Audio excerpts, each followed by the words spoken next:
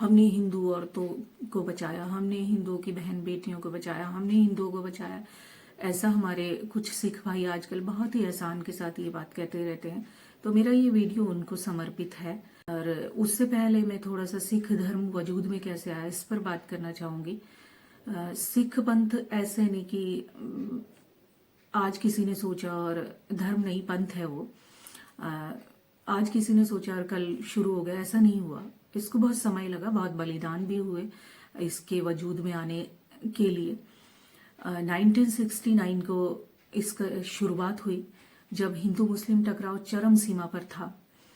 ऐसे में 1469 को कालू मेहता जी और तृप्ता जी के घर में, जो कि पाकिस्तान के ननकाना साहिब में, अब पाकिस्तान में है, उस समय भारत में ही हुआ करता था, भारत का ही हिस्सा था पाकिस्तान भी। तो कालू मेहता जी और तृप्ता जी के घर में एक बालक का जन्म हुआ। शुरू से उस बालक की ईश्वरीय आस्था बहुत ज्यादा थी और लोग, अड़ोस पड़ोस के लोग समझने लगे थे कि कुछ हटके है वो बालक। पर जब वो 30 की उम्र में पहुंचे ना, तो उनकी जो साथ में जो लोग थे वो बहुत ज्यादा उनके साथ जुड़ने लगे। एक काफी बड़ा समाज उनके साथ जुड़ गया। वो जगह जगह जाते थे, भजन कीर्तन करते थे, समझाते थे लोगों को कि आपसी मतभेद दूर करो और अच्छे इंसान बनो, वगैरह वगैरह। ऐसे करके उनके साथ बहुत सारे लोग जुड़ गए। और उनके साथ जो उनका आखिरी समय जब आया, तो उनके जो बहुत अच्छे नजदीकी जो मित्र थे वो थे लहणा जी। तो लहणा जी को उन्होंने अपना शिष्य बना करके अपनी गद्दी सौंप दी और गुरु शिष्य परंपरा यहीं से शुरुआत हुई।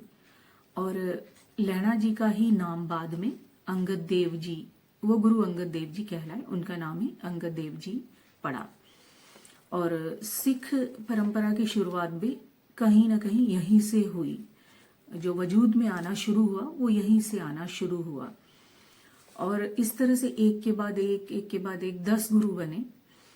और जैसे कि अंगद देव जी जो थे, उनको गद्दी सौंपी गई। और उसके बाद देव जी के बाद अमरदास जी, अमरदास जी के बाद रामदास जी, फिर अर्जुन देव जी, फिर हरगोविंद साहब जी, फिर गुरु हरराय जी, फिर हरकिशन जी, फिर तेग बहादुर जी, और फिर गुरु गोविंद सिंह जी, जिनके समय में खालसा पंथ की खुल करके शुरुआत हुई। पहले से थोड़ा थोड़ा वजूद में आते आते इनके समय में खुल करके शुरुआत हुई। क्योंकि उस समय ये वो समय था कि जब औरंगजेब द्वारा हिंदुओं पर बहुत ही जुल्म किया जा रहा था। तो उनका जबरदस्ती धर्म परिवर्तन किया जा रहा था, मंदिर तोड़े जा रहे थे, सामाजिक अत्याचार बहुत ज्यादा ही थे, जैसे उनकी स्त्रियों पर अत्याचार हो रहा था। इस सब से निपटने के लिए गुरु गोविंद सिंह जी ने एक सेना बनाई। उन्होंने हर हिंदू से कहा कि हर परिवार से उन्हें एक शीश चाहिए, मतलब एक बेटा उन्हें चाहिए। और उन्होंने हर हिंदू परिवार से एक बेटा लिया और उससे फिर एक संगठित सेना बनाई। औरंगजेब के जो जुल्म थे उनसे निपटने के लिए एक संगठित सेना बनाई और बाद में उस सेना का नाम ही खालसा पंथ पड़ा। इस तरह से खालसा पंथ की शुरुआत हुई। तो मेरा कहने का मतलब ये है कि जो हमारे भाई लोग कह रहे हैं ना कि भाई शुरुआत में हमने मतलब बचाया हिंदुओं को, तो ये सब तो हिंदू ही थे। जो 10 के 10 गुरु हिंदू थे, उनके साथ जहां तक मैंने पढ़ा है तो एक सिर्फ मर्दाना जी का ही नाम आता था कि जो मुस्लिम थे उन्हीं का नाम आता है खास तौर पे। तो और रहे होंगे अनुयायी, पर जो उनके काफी करीबी जो थे गुरु नानक जी के, तो उनके उनके साथ तो एक ही इंसान का नाम आता है। मुस्लिम जो थे वो मर्दाना जी थे, और मर्दाना जी उनके लिए कोई वाद्य यंत्र बनाते थे, तो बजाते थे। तो मुझे लगता है कि हो सकता है कि वो उनसे इम्प्रेस रहे होंगे इसलिए बजाते होंगे, पर मेरा मतलब है कि वो एक ही थे, बाकी सारे हिंदू थे। जितने भी खालसा पंथ में जो भी लोग ज्वाइन हुए उस सेना में, वो सारे हिंदू थे। और 10 के 10 गुरु हिंदू थे, तो किसने किसको बचाया? भाई हिंदुओं ने अपने आप को ही तो बचाया ना। मतलब खालसा पंथ की शुरुआत तो अब हुई है, अभी भी मतलब ओरिजिनेट जहां से हुआ वो हिंदू थे, वो सत्य तो बदलेगा नहीं। पर सबसे बड़ी सच्चाई ये है कि वो तो बना ही, ये जो पंथ है ये बना ही हिंदुओं की रक्षा के लिए था। तो इसमें इस तरह से कहने की क्या वो है, इतना मतलब एहसान जताने की इसमें मुझे नहीं लगता कि कोई आवश्यकता है, क्योंकि वो सारे हिंदू थे, उन्होंने अपनी बहन बेटियों को बचाने के लिए ही इस पंथ की शुरुआत की थी।